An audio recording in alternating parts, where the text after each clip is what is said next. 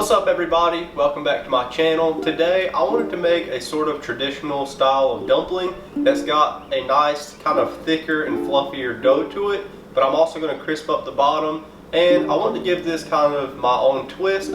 So I'm going to be making a orange chicken style dumpling. So I'm going to be taking orange zest, putting that into the filling, and then I'm going to try to attempt to put some sort of orange drizzle on top. We'll definitely throw together some sort of dipping sauce. With that being said, let's dive into this recipe. Alright, let's make these orange chicken dumplings. Today we're going to use some interesting ingredients, but first we have to make our dough. You are going to need a stand mixer with the dough hook attachment, but you can definitely do this by hand if you don't have one of these. First we're going to add 2.5 cups of all-purpose flour, and be sure to spill some on the side, half a teaspoon of active dry yeast, 2 teaspoons of granulated sugar. Be sure to mix those dry ingredients together. You can do that with the dough hook.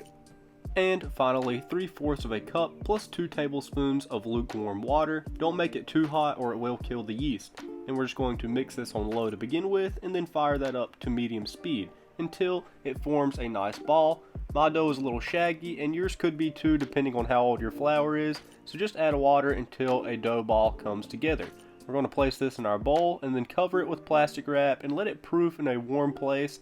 I like to use my oven with the oven light on for about an hour. For our filling, we're going to need some spring onion, 1 whole orange, a little bit of honey, and be sure to get the good stuff. You don't want to skimp out on the honey, a little bit of ginger, some garlic, soy sauce, and black pepper.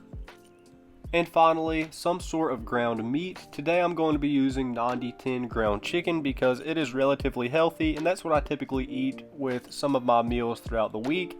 Traditionally, dumplings are used with pork, and it's probably going to be more of like an 80-20, so you can definitely use pork or beef for this, but I'm just going to hit this with some black pepper, 1 tablespoon of soy sauce.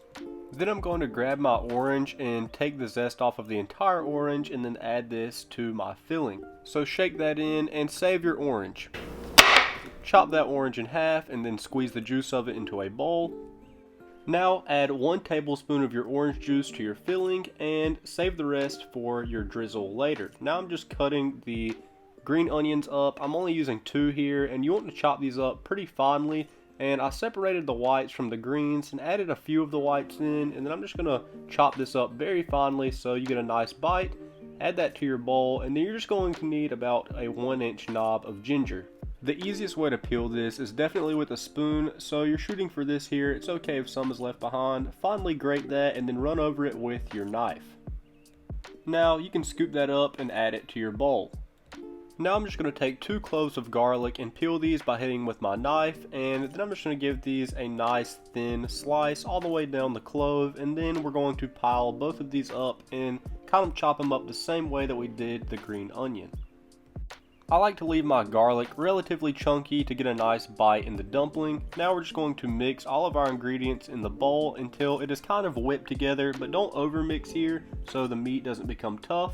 We're going to cover this with plastic wrap and set it in the refrigerator until our dough is done proofing. In the meantime, take the remainder of your orange juice and add roughly 2 tablespoons of honey to that orange juice. Next, add 1 teaspoon of soy sauce and mix all of that together, and this is going to create our drizzle for the final product. And I optionally added some red pepper flakes. You're also going to need a cornstarch slurry of 1 teaspoon of cornstarch and 1 teaspoon of water. Mix that together, and that's going to help thicken this up. Finally, our dough is done proofing and it is doubled in size, so now I'm going to lightly flour my work surface, plop my dough ball down, and kind of shape them up so we can work with it a little easier. So here I've taken my fist and completely pushed it through the dough, and now I'm rolling this into a bagel shape with both of my wrists, and then I'm going to lay that on the counter and cut it evenly. It doesn't matter if your dough is too far uneven all the way around. You're just going to cut this in half, line it up, and make relatively large dumplings out of this dough. I would say that you're shooting for the size of a golf ball with each dough ball, but they don't have to be perfect, and the fun part of dumplings is that some of them are going to be a little bit uneven. So I'm just shaping these by forming each one, taking the dough and rolling it together until you get a nice golf ball shape. Cover this with a damp, clean towel, and now we can roll our dough out. So I'm adding a little bit of flour to each of these and then rolling these flat into a circle, and you want this to be almost paper thin but not quite.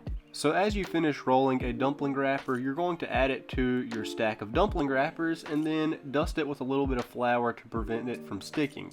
Now for each dumpling, I like to add about a teaspoon of filling, and you're just going to take your dominant hand and use your index and your thumb to create kind of this pleat all the way around, and then with your non-dominant hand, you're going to use your thumb to kind of hold that filling in place. So you're going to do this all the way around until the dumpling kind of shuts itself together.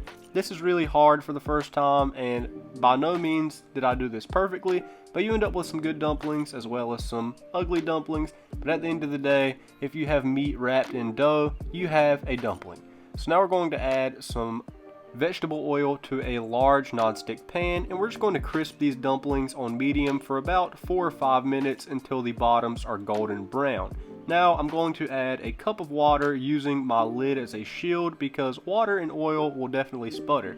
While those cook, I'm going to create my sauce, pouring that into a wok or large pan, bringing it up to heat, and I'm going to mix in a little bit of that cornstarch slurry. You'll know it's done when it looks like this. So after adding your water to your dumplings, it's going to take about 10 minutes total for these to cook all the way, and keep the lid on. I'd say these are ready. They're looking a little bit translucent, so let's plate these up. So I've taken my dumplings out and let them sit on a plate while they're cooling, and now I'm going to add my drizzle over the top of these, and let me tell you, this stuff smells absolutely amazing.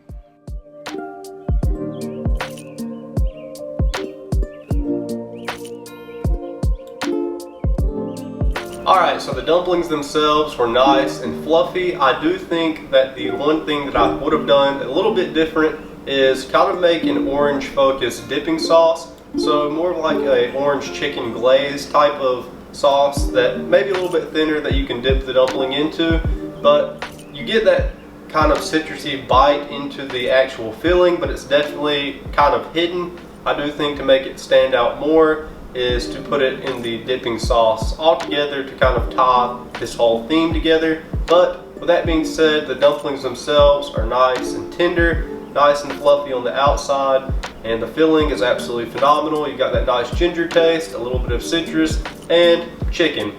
You can't really beat chicken. I would say that you could do pork, whatever you want. You could do beef.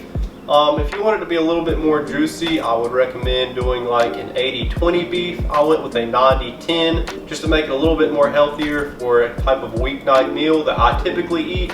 But all around, a fantastic dish, and I would definitely make these again. I hope you enjoyed this video. If you did, please drop a like on it, subscribe to my channel. A lot of time and effort went into this video, and I appreciate all of you guys who watch my videos. I want you to be a part of my community here on YouTube so you can learn some things about cooking and maybe try some of my recipes.